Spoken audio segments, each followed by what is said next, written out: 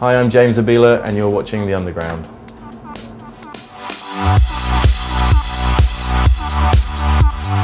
Over the past month, we've travelled across the country speaking to some of the best up-and-coming and established dance music artists, and you have front row tickets. Stay tuned.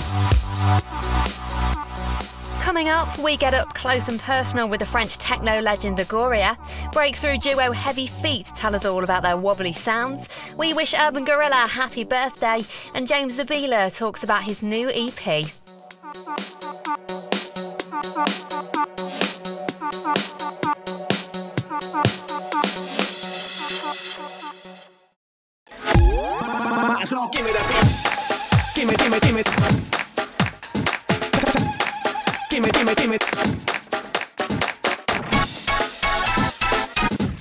HeavyFeet stands for getting your ass on the dance floor and moving your fucking feet. And having a wobble, yeah, absolutely. Wanting to put fun and excitement back on the dance floor, James Medina and Mike Burgess have joined force under the name of HeavyFeet to produce what they have decided to call Wobbly House. We've been producing music for about, seriously, for what, 12 months maybe? It's been a continuous process for 5, maybe not quite 5 years. Yeah, maybe, you know, on and off. It's, you know, started from the DJing thing, you know, and obviously through James becoming resident at Tangled, it's kind of gelled a little bit more in the sense of deciding where we're going to go musically, being influenced by records, CDs and stuff that were being sent. And just deciding to get on the bandwagon of actually getting some half decent stuff out there, really. Well, yeah, you pick up the records as DJs and then you decide that you want to make a few bits like the stuff that you're playing, like the stuff that you want to get into, and you hone in your musical style more and more, and eventually you've got somewhere that you can go with it, somewhere that you can take it, people that want to hear it, and that's where we're at the moment, hopefully. The HeavyFeet thing has kind of come about from just from experimenting, really. And putting the fun back into music. It's like when you get into the scene, it's really good fun, you're full of enthusiasm, and then you get really quite serious about it. You get a style of music that you don't want to move away from, and you find yourself going out and you can't really enjoy yourself if you're not hearing what you want to hear. And at some point you just go, do you know what, this is not what it's all about, it's about having a bit more of a laugh.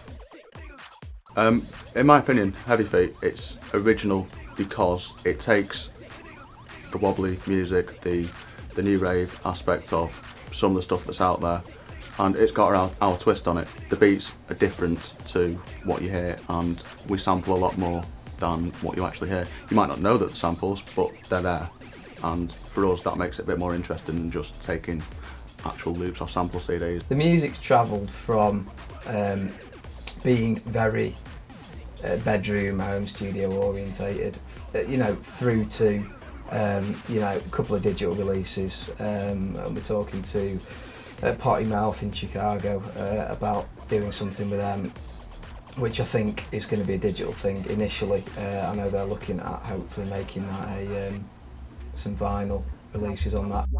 I want it.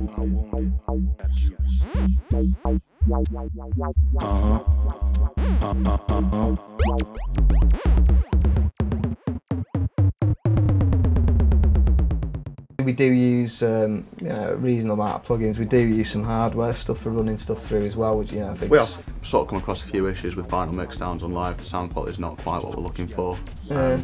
So we're experimenting with running stuff out, but it's not so much the software and the hardware that we're using, it's sitting there and going, let's make something different. It doesn't really matter what you're using if we get the sound. Yeah, at the end of the day, you know, Justin Martin, as I'm aware, still uses Reason, you know. So does Larry Heard. Yeah, so does Larry Heard, and there are various producers that shall remain nameless that use Fruity Loops still, much to my amusement. Exactly, that's the thing, you know, if it works, and that's the bottom line, really. We sat down and we pulled the Timberland album apart, you know, on production really, just to see what exactly he'd been doing with stuff and discovering, you know, bits and pieces and reading stuff, you know, interviews and bits and pieces about how he'd done that, you know, the Shock Value album, and you know, Kanye West and people like that. But then again, you know, I might listen to a Katie Tunstall record and go, that's, you know, listen to that vocal because it's just the way it sits or whatever. And I'm constantly talking to people, bands, artists. Mickey Slim's a fan of our stuff, and you know, we've been a fan of his stuff for quite a while, and you know, we'd consider him to be quite a good mate now. And yeah, you know, maybe we'll do some stuff with Mickey, you know, or one of those guys. So yeah, I mean, world's your oyster really. Yeah, we will be working with a lot of different people, I think, in the next 12 to 14 months really, probably between now and the end of 2008, I think, you know. These guys sound like they mean business, with UK dates lined up already and future releases on major labels. They're not to be missed. She got juice.